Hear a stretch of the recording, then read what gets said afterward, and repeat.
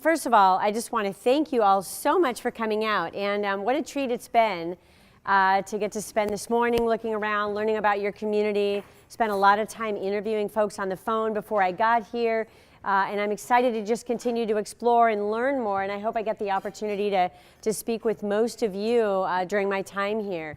And thank you so much to the folks who worked so hard to get all of you here. I know the Economic Development crew and the Chamber crew, and I'm sure many others. Let's give them a warm round of applause. And I haven't tried the food yet, but I heard the chef here is truly remarkable. So thank you all again for being here. So I just want to talk to you just a little bit about my background. You heard that I'm a small business owner.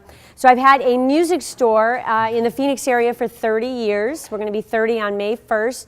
And that we sell records and CDs. And so in addition to being a small business owner, I think I should get bonus points for surviving in the music business, right? I mean, here we are in an industry that kind of wants to destroy little small businesses, but also with the digital onslaught, you know, every time that I look at my fellow owners of record stores around the country that still exist, we kind of like insert Rocky theme song here because nobody ever thought that we would ever be able to survive, but we did. And so in addition, in downtown Phoenix, I opened up a performance space in the late 90s. And we're going to talk a little bit more about that in the workshop when we get to learning more about collaboration.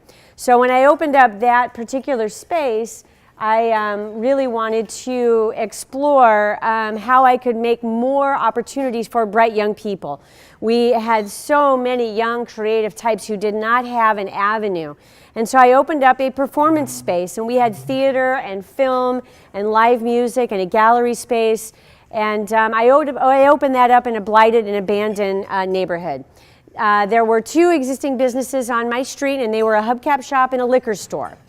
And the liquor store technically was a drive-through, only no one had a car in the area, so it was more of a walk-up. And we worked really hard. Everything else was blighted and abandoned, and everybody said that was a really bad idea. But if you don't know this story of downtown Phoenix, I opened that in a little street called Roosevelt Street. And today, Roosevelt Row, as it is known, is in the top 10 arts districts in the country. There are 25 art galleries, 5 restaurants, 3 retailers, and a light rail stop that says Arts District. When they originally planned the light rail in Phoenix, it was just going to go straight past Roosevelt Street. Now, that's not a story about me. That is a story about the power of what small business can do when they link arms and collaborate. I'll tell you that we reduced crime in that neighborhood by 62%. We didn't cost the city anything. We weren't subsidized. Our parking stinks. We have the largest art walk in the country. 30,000 people descend on downtown Phoenix on the first Friday of every month. And for me to be able to watch that kind of a transformation over really a 12-year period is quite remarkable. So I'm going to talk to you a little bit from that perspective about how I got here and talk to you a little bit about the organization. So Local First Arizona, I founded it with 2 things on my mind.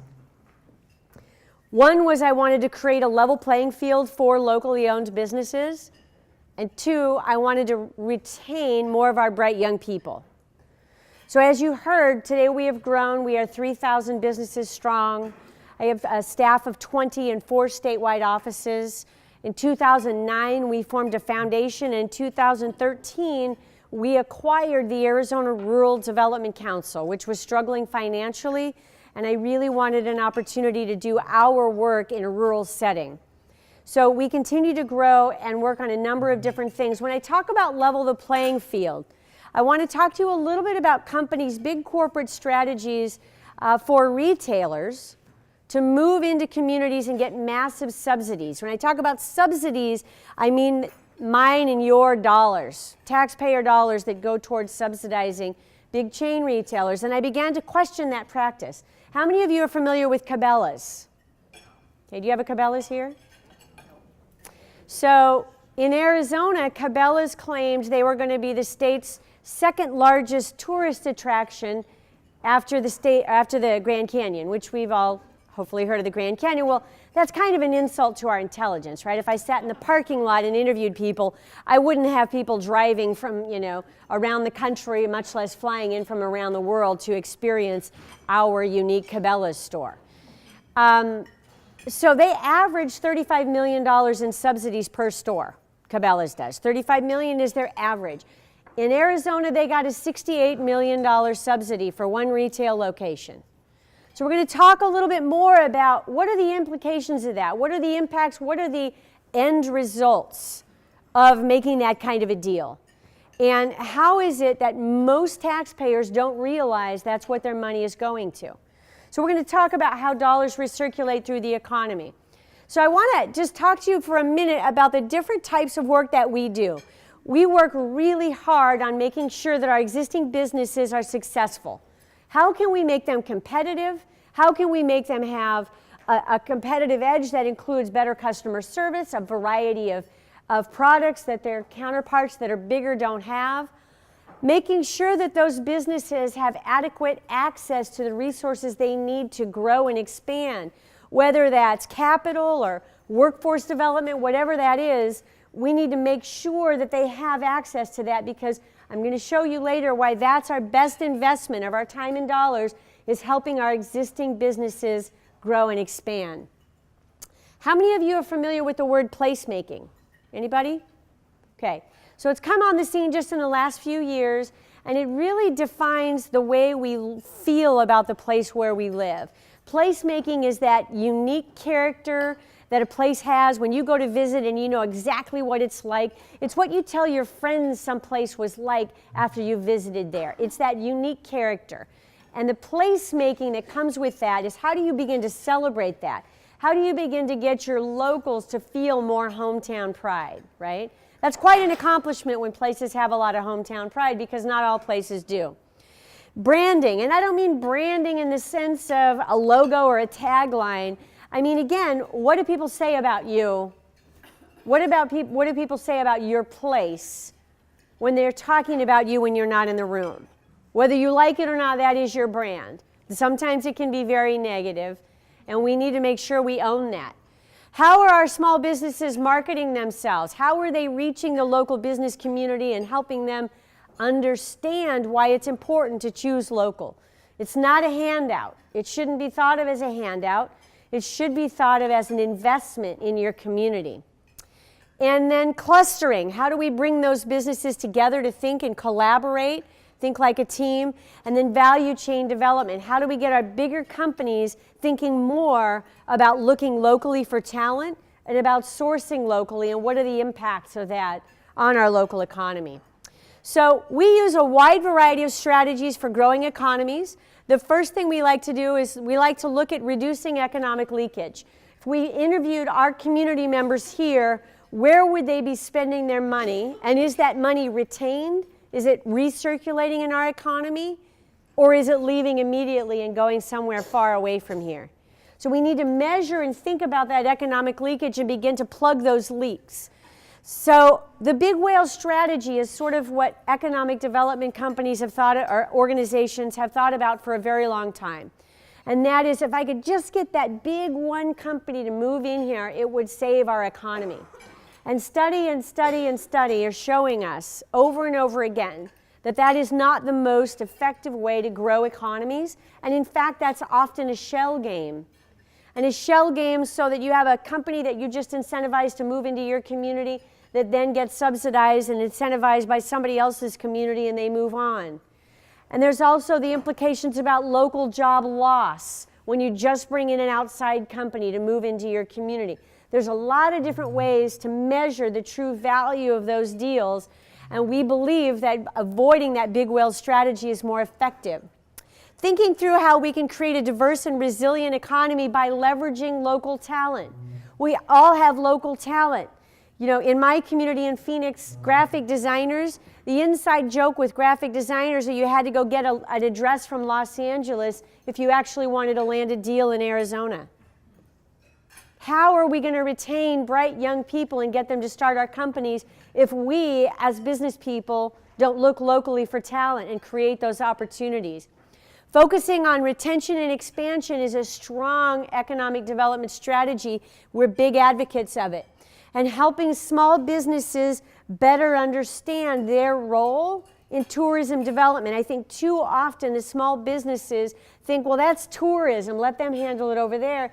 But we advocate for having small businesses have an active role in not only developing that tourism strategy, but most importantly, implementing it. I work with a small town in northern Arizona that has fantastic restaurants. It's a town of about 28,000 people. Great, great, great restaurants. But if I pull out my smartphone and I type in Pine Top nightlife, the first thing to come up is McDonald's. How is that for tourism? You're on the highway, you're driving through, and you say to your buddies, hey, should we pull over here or should we keep going? You pull that up, yeah, well, you can see that anywhere. I'm not criticizing McDonald's. It doesn't make you want to get off the highway unless you're itching for just that right thing, right? You want to know about the cool places to go. So the small businesses play a critical role. I mean, when we travel, we like to go to the places that are unique, right? We like to go to that cool, one-of-a-kind place in wherever we're visiting. So investing in a business corridor and clustering your local business is completely important. Value chain development, and then Mythbusters. You know, one of the things that we've done at Local First is help small businesses tell their story better and think about where they are competitive. Let's face it, small local businesses are not always competitive. In fact, sometimes in places like this, I'm hearing, they might not be competitive at all. We need to make sure we're helping them learn how to become competitive. I'll give you a couple of examples. In a small town of 2,700 people in Arizona, we worked with the community to identify big places of leakage. One thing we discovered is that everybody was going to Tucson, which is 2 hours away, to buy their appliances. And there's this one little appliance store still trying to survive in a town of 2,700 people. So we said, give us the products that you're competitive on. He gave us a list. We went to Tucson and found those exact same products, and sure enough, he was more on every single one of them. But when you factor in the gas it takes to get to Tucson, and you factor in the fact that when you buy it in Tucson, you have to pay $50 to have somebody haul your old one away, whereas he would haul it away for free, we demonstrated he was actually cheaper. His business is up 65% because we got an article written in the story about, hey, you guys think of it this way. So we call them Mythbusters. I could give you dozens of examples of how we work with the small businesses to tell the story about how maybe they are more competitive than they think. So I'm going to shift gears and I'm going to talk to you about connection to place and what I mean when I talk about connection to place. You know, arguably Chicago has more hometown pride than any city in America. And Chicago's a great town. You know, a couple of weeks ago, I used to always say the Cubs could lose for 100 years and not lose a single fan. And they just proved it, right? In my home state, the Diamondbacks, if they have a bad inning, we're like, I don't know if I want to commit. I'm not sure, right? This hometown pride piece is critically important to how our communities are performing economically. So I put this up here because just relate with me for 1 minute. You're a fairly transient community. 2/3 of Arizonans came from somewhere else, 2/3. We have lots and lots of folks from Chicago who came out for our weather. So when you're from Arizona, we always joke, oh yeah, they were from Chicago. They were telling us how great Chicago is. And in fact, in Arizona, I start a lot of my talks, how many of us know someone from Chicago that won't stop telling us how great Chicago is? And everybody raises their hand, right? And usually there's a woman who's angrily pointing at her husband because she's sick to death of hearing about it, right? So I tell this story to get folks thinking about it. And this is a very true story. This is right before I started Local First. I was standing in line next to a woman, and we were just chit-chatting, a total stranger. And she starts to tell me how great Chicago is, and I'm thinking, you know, I'm an Arizona girl. I heard it all before. And, you know, kind of like, okay, I can take. And then at one point in the conversation, she leans in, as if sort of confidentially. She says to me, boy, you guys sure have made a mess out here in Arizona. Well, then I started to get a little defensive, and I'm kind of processing, and I said, you guys, I'm thinking, I said, oh, you don't live here. And she said, no, I live here. I said, oh, you haven't lived here very long then. She said, no, I lived here 15 years. I said, so who the heck is you guys? You're one of us now. You are one of us. When things go wrong, you're on the team, right? So I pushed back on her a little bit, and I found out that she had never voted. I found out she didn't volunteer. She didn't volunteer in our community. I found out when she gave charitably, she gave to organizations back in Illinois. She was so connected to that place that she had lived in our community 15 years and had never put down roots. So I started thinking to myself, man, there's something here. This is in the crosshairs of the work that I want to be doing, and how can I get to that? So I did my own little independent survey of everybody that I could find, from Chicago. And I asked them very simply, what do you love about Chicago? Why do you love Chicago so much? And my smile grew bigger and bigger and bigger because I found out they told me in a million ways and in a million different voices, without even realizing it, they told me the locally owned businesses. Now think about it. The first thing they said was the restaurant scene and the chefs are awesome. I love that. They said in my neighborhood, I knew all the little shop owners there. I had this favorite coffee shop I used to go into, and they'd say, hey, Ray, you want the regular? Right? They said in Chicago, I had the same barber for 40 years. They said things like, in Chicago, I bank at the same bank my great-great-grandparents banked at. I feel rooted to that community. Now, you can take that same person behaving in a totally localized manner and move them to Phoenix, Arizona, and they throw that behavior out the window. How many of you have been to Phoenix? Wow. Holy cow. Next time you're in town, give me a call. That was like a lot of you. 3/4 of the room. Well, we've got this little thing called sprawl. It wasn't that funny. Geez, a smile would have done.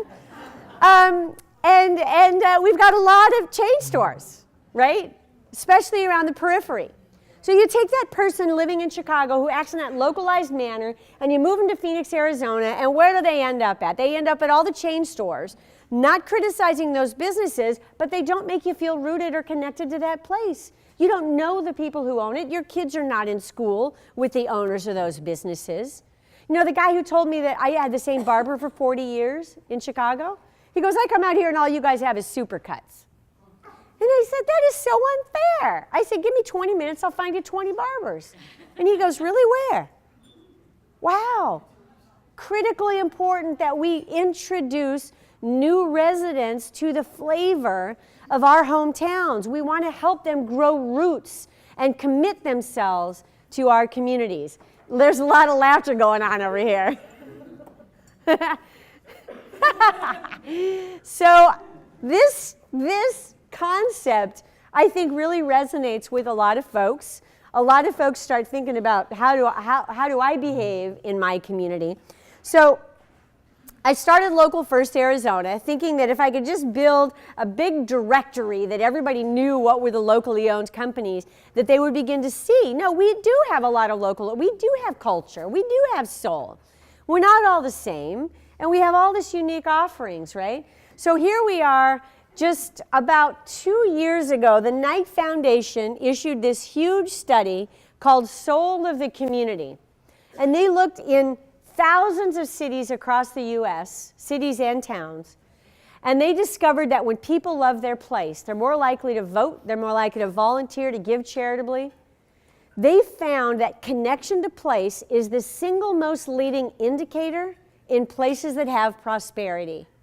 And when there's widespread wealth distribution and people are really doing well, the one thing they all have in common is they truly love their place. And they stand up for it, and they work for it, and they're willing to make sure that things go well in their community. So we know that this is critically important. So I'm going to shift gears for just 1 minute, and I'm going to talk about how the economy works. I think that generally speaking, we as Americans have forgotten how the economy works. Now, some of you might get your feathers rustled and say, I know exactly how the economy works. But I'm going to present it to you in perhaps a new way that you hadn't thought about before. And you probably think right now that I'm going to pick on Starbucks, and this is the point at which everybody removes their Starbucks cup from the table and puts it underneath. I'm actually not going to pick on Starbucks at all. So I want to name a couple of things. The first thing is that Starbucks pays their own way. They're not in the business of subsidies. They don't go into towns and say, give me $100,000 or give me a 10-year tax abatement. No, they just pay their own way. Thank you very much. It's how business used to be in this country, okay? Number two, they pay for the health care of their employees. Great, thank you. Take a company like Staples, for example. Staples has 65% part-time employees with no health care benefits. Who's paying for the health care of those folks? We are. So in the business world, we call that, that's not cheaper prices, right? We call that deferred billing. We're paying for that in a very different way. Starbucks doesn't do that to us, so they are an asset in that regard. So I bring up this slide because I want us to think about money recirculating through the economy. So over here we've got 15 Starbucks locations. Here we've got 15 independent coffee shops, okay? You got a lot of cool little coffee shops that have popped up here. So let's talk about where your money goes when you spend it on a latte at Starbucks. Starbucks has the cost of doing business. Absolutely they do. How many accountants do they hire here in Alaska or even in Fairbanks because they're doing business here? Zero. Okay. None. How about graphic designers? Do they hire local graphic designers? How about website developers? Anybody? Anybody? How about attorneys? How about payroll service providers? None. It's a long list. I could go on, but you get my point. Those are called secondary jobs, and they make the world go round. You'll never read about them in the paper. Okay? They make the world go round. Smart money comes back to us. Dollars recirculating. The answer is zero across the board. Over here, you got 15 accountants have a little client, 15 graphic designers had a gig, 15 website developers had a client. That's dollars changing hands, creating more job and opportunity right here in your hometown. Now let's talk about the third time the dollar recirculates in the economy when, let's say, the janitorial supply company gets hired because the accounting firm is here and hired them. And the only reason the accounting firm is here is because other local businesses hire them. If you only have chain stores in your community, how are you going to be an accountant? How are you going to be a graphic designer? How are you going to be a website developer? Okay? So at this point during my talk, a couple of weeks ago, I had a woman sitting here. I was talking to a group of graphic designers. It was a national conference. And she hit herself in the forehead really hard. Bam! She was right up in the front. I was like, oh my gosh, are you okay? She said, yeah. She said, yeah. I used to have 7 employees. I own a small firm. Today I have 5. And it's looking like next week I'm going to have to go to 4. And it never occurred to me until right now that I've been spending all of my money with companies that will never hire me. That is how disconnected we've become from the economy. And she said, wow, I've got to get out and meet other businesses and begin to do business locally because maybe they will actually hire me in return. So again, I want to underscore that Starbucks is the best of the best. And still, if you have 30,000 Starbucks locations, they're only going to have 1 accountant, and they have 1 graphic designer, who, by the way, has his feet on the desk right now because they ain't going to update that logo anytime soon. Okay? We have done this to ourselves over and over and over again, choosing the big name, thinking we are saving money, and we're actually eliminating jobs and opportunity. And in the case of those chains that don't even offer health care, or those chains that get massive subsidies, we're paying for that. There is no savings. In fact, we can demonstrate for every 2 jobs those chain stores create, 3 jobs have been lost in America. And yet we go home and scratch our heads and wonder where all the jobs went. It's not the baristas I'm talking about. It's those secondary and tertiary jobs that make the world go round. It is the ecosystem of jobs that are critically important that we continue to make sure that we diversify our economies and keep local ownership. Not because it's cute and not because it's a handout, okay, but because it's critically important to making sure we have healthy communities. Now, this study just came out recently looking at Amazon. This is the biggest threat to the American economy we have ever seen. And some people may think I'm being dramatic. There's a new study that's coming out soon, by the end of the month, done by the Institute for Local Self-Reliance. Amazon is upwards of keeping $500 billion out of property taxes. Amazon is upwards of eliminating 200,000 jobs just in retail, not even measuring those secondary and tertiary jobs. So these numbers up here represent the creation and protection of those jobs. So you create and sustain 110 jobs in the U.S. for every 10 million bucks you spend. You create and sustain 50 jobs for money every $10 million that we spend in chain retailers. Now those two numbers we have known now for 12 years. In the country, the first studies came out 12 years ago. But this new number is pretty shocking. In my job, I have to go onto college campuses and explain this, and I get chased out with a stick, because college kids don't like to hear this. This new study is going to demonstrate that Amazon actually pays 9% less across the board than Walmart. We've got some tough choices to make. But never forget that the American economy is driven by consumerism.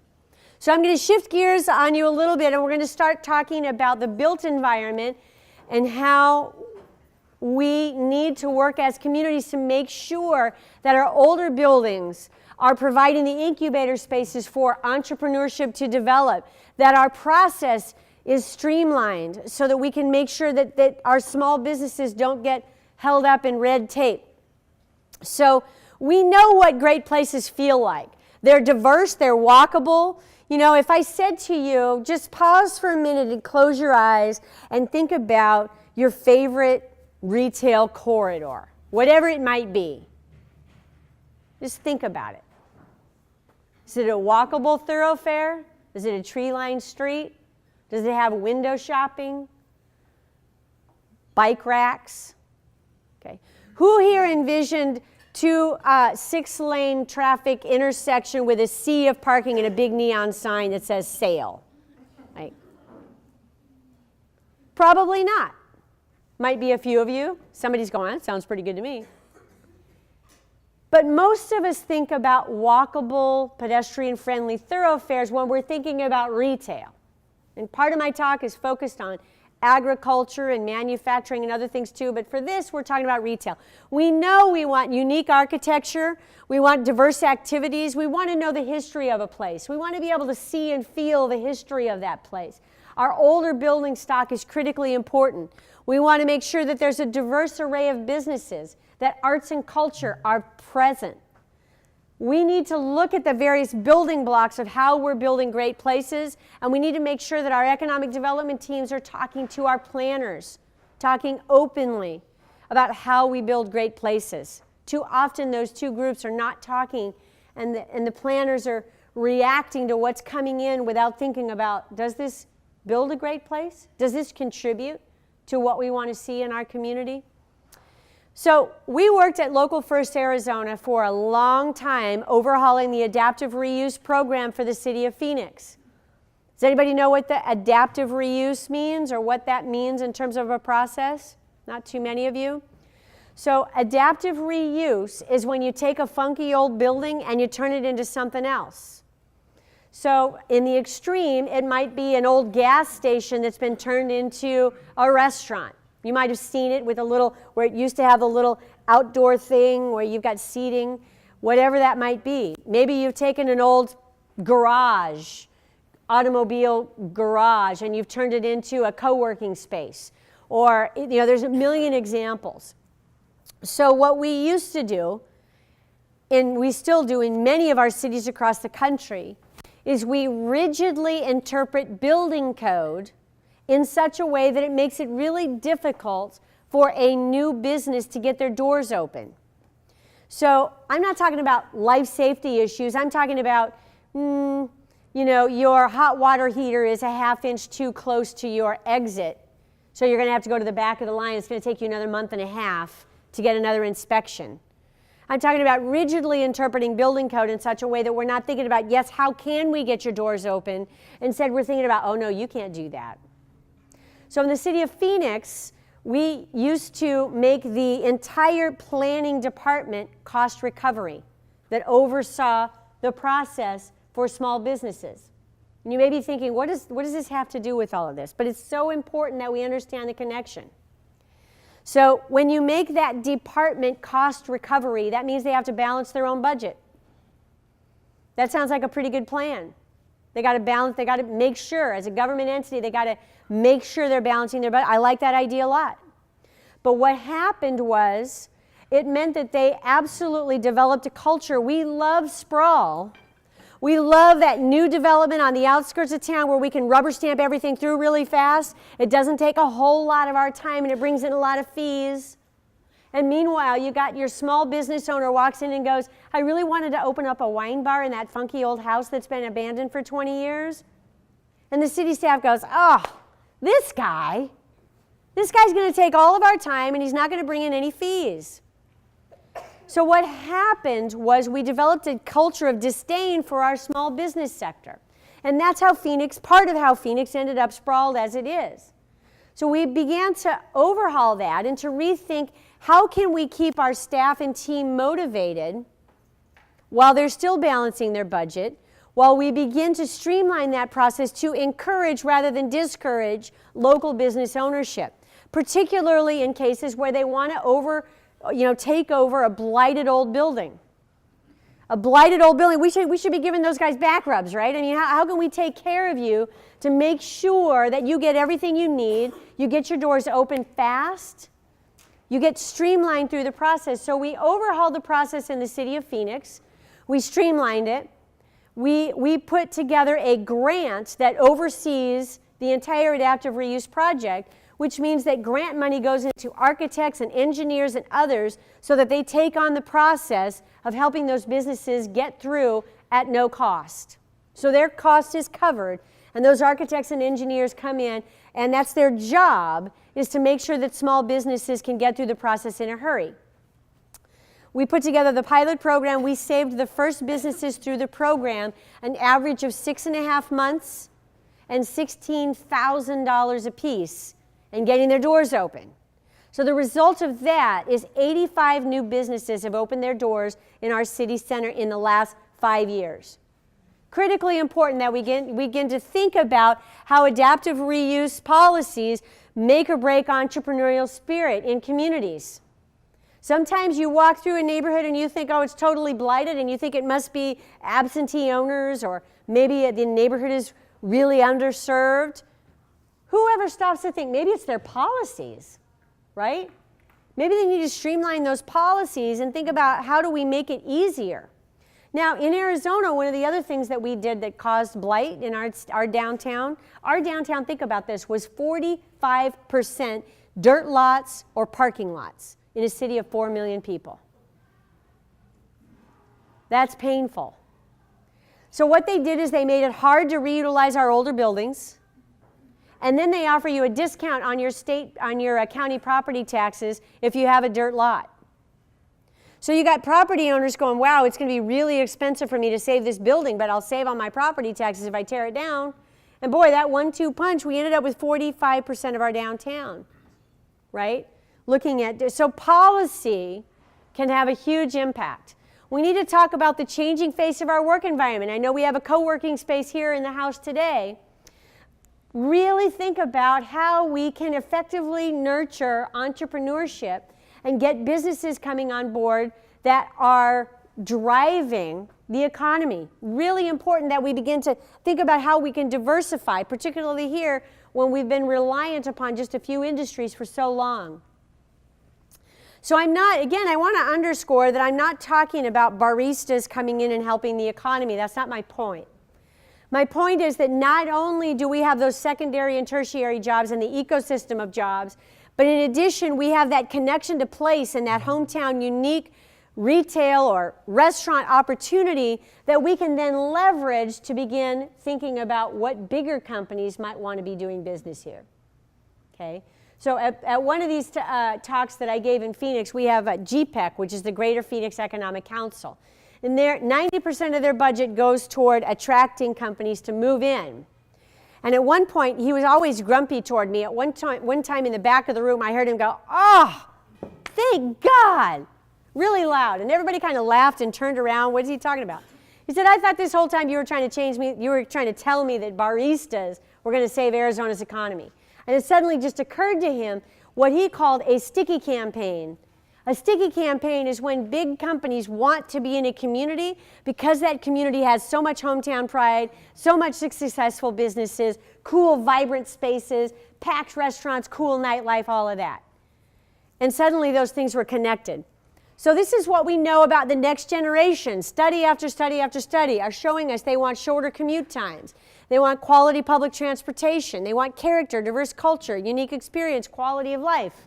These are the types of things the next generation says. Now, the last generation said they want safety. They want job security. So really understanding how much things have changed in what the next generation wants, because we need to be thinking about this if we want to have competitive communities and competitive economies. So what we're advocating for here really is economic gardening and rethinking the way we're doing our economic development. And everyone here that I've talked to has been fantastic in being on the front edge of this trend, this shift that's happening across the country. Okay, so if economic development is a 5-pointed star, if it's incubators and startups, it's small business retention, it's small and mid-sized business expansion, and it's business attraction. Okay? Those are the 5 real areas that make a real robust economic development strategy. Throughout most states, 90% of our budget in economic development has been spent on business attraction for the last 20 years. 90%. And yet you can pick up any article anywhere. It doesn't matter where, what the political association is. It doesn't matter if it's an economist or a planning article. They're going to tell you that new job creation is occurring in these other areas, and most strongly in small and mid-sized business expansion. That's where new job creation is occurring. So we need to think about how we can focus our energy and resources on our existing businesses and helping them grow and expand. So one of the things that I really want to underscore with you today is that across the country we have a big disconnect occurring between our planning departments and our economic developers. So our economic developers are really starting to think about how do we build great places, how do we create more jobs, and oftentimes our planners are not in the room having that conversation. So we need to huddle with our planners to start thinking about how they can streamline the process to make it easier for entrepreneurs to get their doors open. Building a marriage between those two groups is a really effective economic development strategy. So there's a lot of folks that think that small local businesses can't compete, including a lot of the leadership in my town. So one of the things that I did was I brought out an economic developer from the town of Pasadena. She had been in Pasadena her entire life, and she was able to really sort of juxtapose these 2 different strategies, old Pasadena versus new. Old Pasadena was all funky old buildings. It was locally owned. It was business owners collaborating to create a destination for shopping. They had poor opportunities for parking. They didn't have great even signage, but they had unique character. They had authenticity. They had grit. And she juxtaposed that next to New Pasadena, which was completely publicly funded. We paid for that. They had a sea of parking, chain store galore. And they found that Old Pasadena still outperformed New 2-to-1 in terms of sales tax revenue because people want a unique experience. There has been a major shift that's occurred in this country. The younger there's 2 generations really speaking loudly about this. And it's what we call the active baby boomers and the millennials. And they are very much aligned. If you don't believe me, look at a chart of craft brew sales over the last 10 years. Woo, right? And you lay that over the sales for Budweiser. Many of you maybe don't know, but it's gone like this. And that is those two generations speaking very loudly about wanting a unique experience. So communities need to look at their existing assets and to begin celebrating them, nurturing them, speaking about hometown pride, doing business together. These things are critically important. So I recommend that anybody that's interested in this marriage between economic development and planning, that you read this publication that just came out. It's a study that came out called Older, Smaller, Better. And the key findings from this study show that where you have a mix of older and newer building stock, that you generally have greater walkability, you have younger residents, and a greater mix of people at different stages of life. That's critically important to building great places, right? We've got greater cultural vitality, more jobs per block can be represented in places that have nurtured their older buildings and brought in local entrepreneurship. More women-owned businesses, non-chain businesses, and small businesses, and new businesses. So one of the things I thought was really clever in this study, you know how they determined where the nightlife was occurring and where things were most vibrant? You know, they're sitting there looking at a map of new versus old development, and they wanted to figure out where's the big density occurring around nightlife. They measured cell phone usage at 10 p.m. on a Saturday night. And they put that over the map, and they saw there was a direct correlation with the neighborhoods that had older building stock, where they had greater walkability and all of that. So there's a wide variety of things.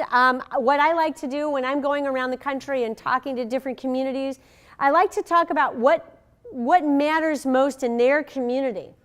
So some people might want to measure women and minority-owned businesses. In a community like this, perhaps you want to talk about real estate performance. I'm not sure. As I move around the country, there's different communities that can pull statistics to build a case. I mean, sales tax generated, you know, tree canopy. There's people that use this study that are making an environmental case. You know, the tonnage of debris we keep out of landfills by keeping those businesses, those buildings standing. So whatever, you know, you might be able to use in your place, in your work, there's a lot of different angles you can take in this study. So they have reports that come out like this: 36% more jobs per square foot on blocks where the older buildings still exist. So the final point that I'm going to make here is the relationship between everything I'm talking about: local ownership, protecting and preserving your older buildings as a mean of ushering in more local entrepreneurship. You can't do that without the support of local banks and local decision making at those banks. So I'm going to be talking a little bit about why this is critically important, okay? We have in the state of Arizona, I wasn't able to get the Alaska figures, but we've got 96% of our money deposited in non-local banks. And we went in and did an economic study during the last downturn. During the worst 2 years of the last downturn, our three big banks, the three biggest shareholders that are big, huge, global companies, they each did an average of 18 loans each, total, in the state of Arizona. Average loan size was $2 million. So for those of us that are small business owners in the room, anybody need $2 million?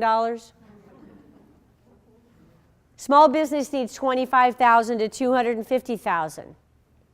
They effectively cut off our small business community, and that is our lifeline. The local banks that own, they have 4% of our deposits. They kept lending right through because they're with us thick or thin. They're rooted in our community, and in fact, they don't loan anywhere else. They're not making any money unless they loaned in Arizona. So we need to be thinking about this connection and how it impacts our place. So I like to put Phoenix next to Denver. How many of you have been to Denver? About the same numbers have been to Phoenix. So one of the things we've really struggled with in Phoenix is that small business development and small business capital and trying to get things restarted. We really struggled with that.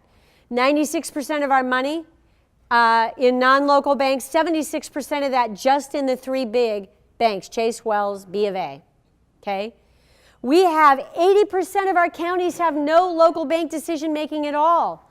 And when I say local decision making, I mean you go in and you talk to a banker who actually can say yes or no and not send it to an underwriter on the East Coast of the lower 48, which is where those decisions get made, right? So we only have 13 community banks left in our entire state of Arizona. For comparison, Texas has over 500 community banks. So if you look at the economic, the Fed's just issued a chart of the country showing economic recovery. Arizona was dead last. We were the last state to reach pre-recession levels. And I submit to you that it has a lot to do with this. So Denver has First Bank, okay? Look at this. They have $15 billion in assets. Over 122 locations right in Colorado, okay? They're the fourth wealthiest private bank in the U.S. And I went through their downtown and I said, wow, who paid for this redevelopment? Who paid for this? Who did this? Who did this? It was all First Bank, right? And so as I go around the country, I like to point out that North Dakota is the only state that has a state bank. They're the only ones that have been there since 1912. But haven't we gotten to a place where it's kind of silly to take all of our taxpayer money and put it in a big bank that then gets to make decisions about who's going to lend to our communities? North Dakota, they lend to their college students at 1% interest. It's their money, right? So I submit to you that we think about this as states. We need to think about local control of our money. They also lend, as a state, they lend to their municipalities at 2%. Okay? So critically important. And I also want to point out, tying in older buildings, when I did the keynote at this year's National Historic Preservation Conference, I just Googled the top 10 most popular restaurants in Denver, and every single one of them was in a funky old building. Okay? So let's review for a second. We're going to talk about reducing economic leakage and how we're going to look around in Fairbanks and say, who's spending money far away? And how do we begin to plug that? Let's not make them feel guilty. Let's just find a way to do it better locally. We got to plug those leaks. How can we link arms to put more opportunities in front of people? One of the things I just discovered in a little town in Arizona, everyone I interviewed, I did 100 interviews in a town of 2,500 people, and they were all filling their prescriptions in a town that's like an hour away. And the town I was in was fairly poor. The town they were going to was fairly wealthy. And I was like, wow, there must not be any local pharmacy. And they said, no, our clinic, they can actually fill prescriptions. So then I said, first knee-jerk reaction, well, it must be ridiculously expensive. It wasn't. It wasn't more expensive. And then I thought, okay, what is it? They only got their prescriptions available on Tuesday afternoons at the clinic, and so you had to stand in line with all your neighbors, and everybody knew what you were picking up. Nobody wanted to, they'd drive an hour away to have some privacy. So we sat down with the clinic and said, you guys, knock it off. They've plugged that leak, and now they've created one new job so far, right? This is how we begin to get more dollars recirculating in an economy. Avoiding the big whale strategy, we don't need it. How do we build it locally? How do we get more investment and communication going to build great communities ourselves? Creating diverse and resilient economies by leveraging local talent. Looking locally for talent is the best thing we can do. If you need a website built, you need a graphic designer, you need an architect, look locally for that, okay? How do we build more tourism and events that benefit the local businesses that are here? And not only that, but engage them. Everything we do at Local First, I run the rural policy forum. It moves to a different rural area. Be pretty easy for me to just have it catered by one of my Phoenix companies. No, I refuse to do that. I'm trying to feed 300 people. If I have to go borrow chafing dishes to help the local restaurant feed 300 people, I will do that because I want to spend my money with the restaurants in the community that's hosting us. Every little thing we can do makes a difference. establish a unique position in the market, investing in the business corridor, clustering our local businesses, telling a better story, and helping our local businesses become more competitive. And we're going to drill down in this on the workshop that we do this afternoon. So I'm going to talk about that value chain development really quickly so that you can understand what I mean. We did an economic study looking at the purchasing habits of CopperPoint Mutual. CopperPoint is the largest health insurance provider in the state of Arizona. Okay? So they're a pretty large company. They work on workers' compensation and those kinds of things. So he heard my talk. Their CEO heard my talk, and he said, you know, you're onto something, and I think we could be doing more for Arizona's economy. Okay? I'm tired of viewing my company as an isolated bottom line. We're not. We are part of this community, and what could we be doing? Okay? So we looked at his spending, and he was at 42%. That's how much he was spending with other Arizona companies, local spending. We got them up to 82%. They now source 82% of their goods and services locally, and we saved them 1% on their total budget. They did not have to spend more money to do it. It's all about negotiation and contract, making sure that our local business is being competitive. Okay? Then we hired an economic study group to come in and measure what that meant. There were two key findings. They spent $100 million. That was their budget. We proved it had a $500 million positive impact on Arizona's economy because of the way they were sourcing their goods and services. Number two, they directly employ 518 people. We proved that they're indirectly supporting 3,600 Arizona jobs. And those jobs are in manufacturing, medical supplies, whatever it might be. So dollars circulating the economy, we like to say smart money comes back to us. Right? I've been able to take this study to our utility companies. How silly is it that a utility company is only in my community to sell electricity to me and other small businesses? Wouldn't you think their goal would be to keep the lights on in as many businesses as possible? But time and time again, I saw them awarding contracts for things like screen printing, for Pete's sake, to companies on the other side of the country. And when I pointed out to them, they were like, why didn't we ever think about it this way before? Okay? They're awarding contracts to companies that will never buy their electricity. How do we keep that recirculating? So when I talk to individuals, and I understand here when you have Fairbanks First, you had a wonderful Shift the Way You Shop campaign based on the 10% shift. Maybe some of you remember it. This study that came out of Grand Rapids, Michigan is groundbreaking, and it's really important for all of us to understand how little shifts in our behavior make a huge difference. If I stood here before you right now and said, you're all going to have to buy locally, and I'm really sorry, there's only this one store downtown that you can buy your clothes at going forward, and they're only open on Tuesdays from 2 to 4. Sorry, it's going to be really hard. Clearly no one would do it.